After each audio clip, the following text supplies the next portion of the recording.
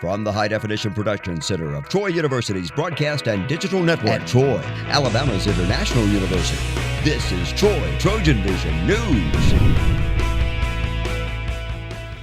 Hello and welcome to Troy TrojanVision News for September 13th, 2017. I'm Lauren Harkson. And I'm Anna Kate Patterson. Thank you for joining us this evening.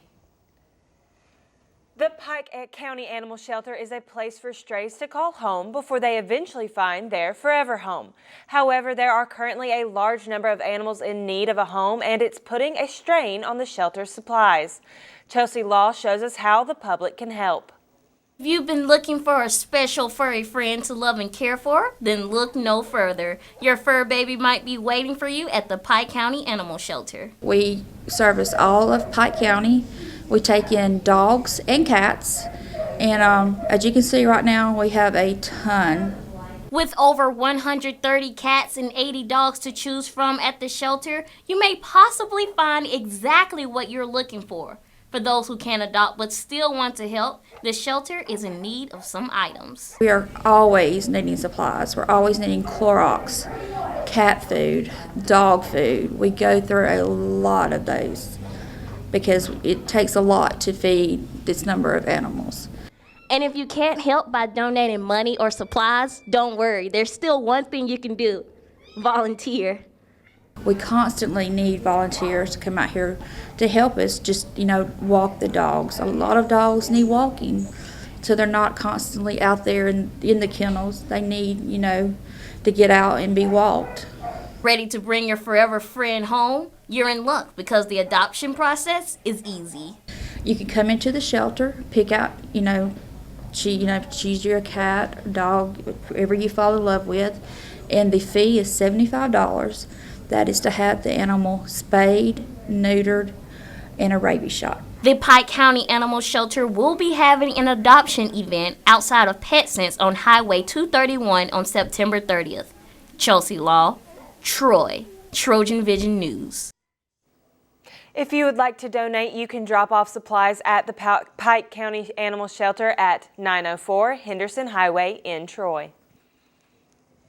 The Hall School of Journalism will welcome hundreds of high schoolers to campus tomorrow morning to learn a little bit about the field of journalism.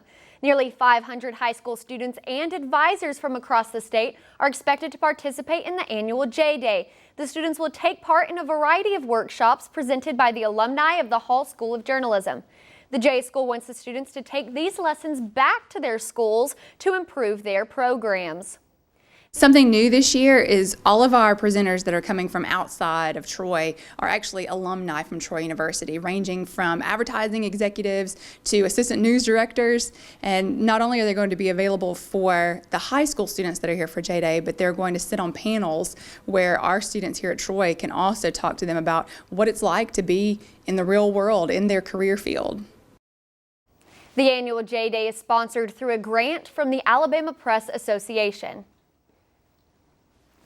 Friday night, the Sorrell College of Business held its annual Geek Fest for students and Troy residents to learn more about the college and its programs. Usually the festival is held on campus, but this year the event was moved to a more accessible location. Nathaniel Rodriguez has the story.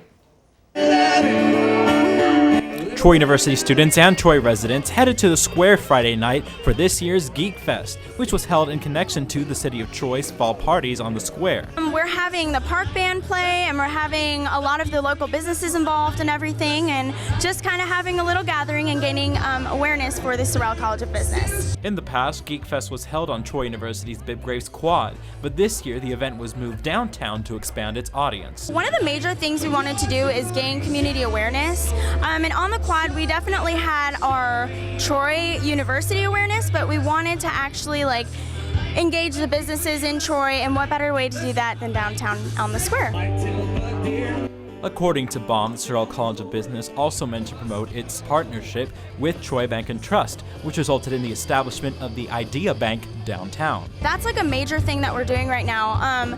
So we definitely wanted to announce that and just make sure that people are aware of the big things that Sorrell College of Business is doing. And as a part of Geek Fest's goal to engage with students, the College of Business raffled out a $500 book scholarship from Barnes & Noble. The scholarship winner, Marissa Davis, said the event helped bring business students and faculty together. It's really fun to see people like outside of the school environment, just hang out with some of the professors, get to talk to them, get to know them a little bit better, hang out with some friends from the business school and people who just come, just have some fun. And the park band is always amazing. Nathaniel Rodriguez, Troy, TrojanVision News. The next big activity planned for the downtown square will be a watch party for the Troy versus New Mexico State game this Saturday. Kickoff is set for 7 p.m. Now, the latest in Trojan sports on Troy TrojanVision News. Hello and welcome back to Trojan Vision Sports. I'm Sarah Drake. The Trojan football team bounced back in a commanding victory over the Alabama State Hornets Saturday in Veterans Memorial Stadium, while in front of a record-breaking home crowd, bringing their record to 1-1. The Trojan football team played their first home game of the 2017 season against Alabama State on Saturday. They came away with a 34-7 win.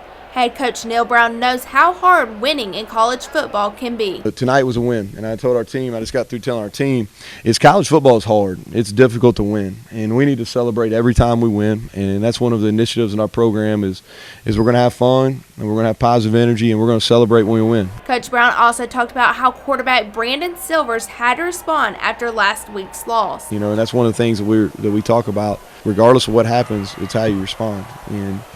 And he stepped up. He prepared well all week. He practiced well all week. And I'm a firm believer if you pay the price, and you will reap the benefits more oftentimes than not. Brown also credits the defense for playing with a lot of energy and passion while still continuing to grow. Defensively, we continue to play with a lot of passion and energy. And the yards we gave up, I mean, we shut them out defensively. The only score they had was a pick six. So I think that defensively we continue to grow.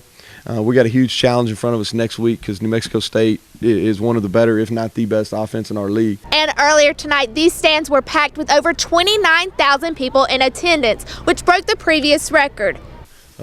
Set the attendance record tonight, and that's something we talked about in line at the offseason, and that's a special night. That's a testament to our fans. They continue to answer. The Trojans will be on the road this weekend as they travel to take on New Mexico State. Kickoff from Aggie Memorial Stadium is set for 7 p.m. and can be found on ESPN3. And over at the Troy Soccer Complex, the Trojans just finished their matchup against number 16 ranked Florida State.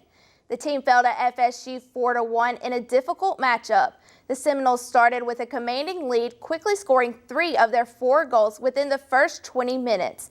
The Trojans' lone goal came from Nicole Straw in the 13th minute of the game. The team will open up Sunbelt Conference play on Friday when they welcome in the ULM Warhawks. Matchup is set to start at 7 p.m. And the men's golf team finished 15th in the Carpet Capital Collegiate at the Farm. The tournament, which was held in Rocky Face, Georgia, was the team's season opener. Junior Kayla Masters led the Trojans, posting a 9 over 225 during the 54-hole event. Dean Martin paced the Trojans in Sunday's final round with a 2 over 74 to tie for 16th place overall and finished the tournament at 11 over. Connor Fortoll ended his first collegiate tournament with a round of 5 over thanks to 3 birdies, which landed him in a tie for 70th place at 14 over for the tournament. And Ike Alexander shot a 5 over on Sunday and 16 over for the tournament to place 75th. Mac Murphy rounded out the field of Trojans in 81st place.